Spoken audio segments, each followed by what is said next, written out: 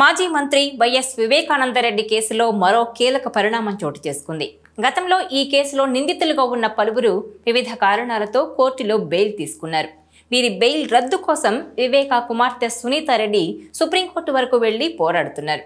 ఈ నేపథ్యంలో ఈ కేసులో ప్రధాన నిందితుల్లో ఒకరైన గజ్జల ఉదయ్ కుమార్ రెడ్డికి సుప్రీంకోర్టు నోటీసులు జారీ చేసింది. వివేకాను హత్య చేసి దాన్ని గుండెపోటుగా చిత్రీకరించిన నిందితుల్లో గజ్జల ఉదయ్ కుమార్ రెడ్డి ఒకరు. ఆయన్ను సిబిఐ గతంలో అరెస్టు చేసింది. అయితే ఆయన కోర్టును ఆశ్రయించి బెయిల్ పొందారు. అయితే ఉదయ్ కుమార్ రెడ్డికి ఇచ్చిన బెయిల్ రద్దు చేయాలని సుప్రీంకోర్టులో వివేకా కుమార్తె సునీత పిటిషన్ దాఖలు చేశారు. దీనిపై విచారణ జరిపిన సుప్రీంకోర్టు ప్రధాన న్యాయమూర్తి జస్టిస్ సంజీవ్ ఖన్నా ధర్మాసనం ఉదయ్ కుమార్ రెడ్డి పాత్రపై ప్రశ్నలు గుప్పించింది. వివేకా హత్య కేసులో ఉదయ్ పాత్ర ఏంటని పిటిషనర్ను సుప్రీంకోర్టు ప్రశ్నించింది. దీంతో పిటిషనర్ సునీత లాయర్ తన తండ్రిని హత్య చేసిన తర్వాత గాయాలు కనపడకుండా కుట్లు వేసి గుండెపోటుగా చిత్రీకరించిన వారిలో ఉదయ్ కుమార్ రెడ్డి కూడా ఉన్నారని తెలిపారు. దీంతో ఆయన బెయిల్ రద్దు చేయాలని కోరారు. ఈ నేపథ్యంలో మీ బెయిల్ ఎందుకు రద్దు చేయకూడదో చెప్పాలంటూ ఉదయ్కు సుప్రీంకోర్టు నోటీసులు జారీ చేసింది. అలాగే వైఎస్ అవినాష్ రెడ్డితో పాటు మిగిలిన నిందితుల బెయిల్ రద్దు పిటిషన్లతో దీన్ని కూడా జత చేయాలని సుప్రీం ధర్మాసనం కీలక ఆదేశాలు జారీ చేసింది.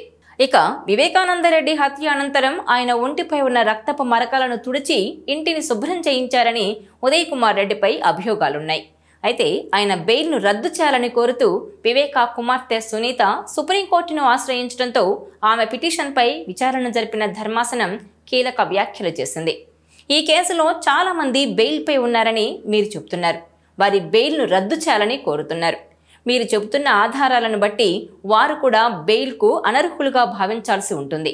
కాబట్టి వారిపై మీరు దాఖలు చేసిన బెయిల్ రద్దు పిటిషన్లను కూడా ఒకేసారి విచారణకు తీసుకుంటామని, బెయిల్ రద్దుపై ఒకేసారి నిర్ణయం వెలువరిస్తామని సిజేఐ జస్టిస్ సంజీవ్ ఖన్నా వ్యాఖ్యానించారు. వీరిలో ఎంపీ అవినాష్ రెడ్డి కూడా ఉన్నారు. ఇదిలా ఉంటే గతంలో సిబిఐ ఉదయ్ కుమార్ రెడ్డిని పలుమార్లు ప్రశ్నించి జైలుకు పంపించింది. ఎట్టకేలకు ఆయన బెయిల్ పొందారు.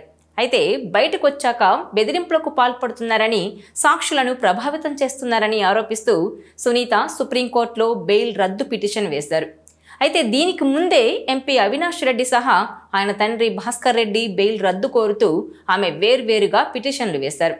తాజా విచారణలో వివేక రక్తపు మరకలు తుడిచారని, గజ్జలకు సంబంధించిన విషయాలను సునీత తరపు న్యాయవాది కోర్టుకు చెప్పారు. ఈ క్రమంలో స్పందించిన కోర్టు ఎంపీ అవినాష్, భాస్కర్ రెడ్డి సహా ఇతరుల బెయిల్ రద్దు పిటిషన్లపైన ఒకేసారి నిర్ణయం తీసుకుంటామని తేల్చి చెప్పింది. దీంతో కోర్టు నిర్ణయం ఎలా ఉంటుందోనని టెన్షన్ పడుతున్నారు ఎంపీ అవినాష్ సహా ఇతర నిందితులు. ఈ వీడియో మీకు నచ్చినట్లయితే please share, like and subscribe R24 Telugu.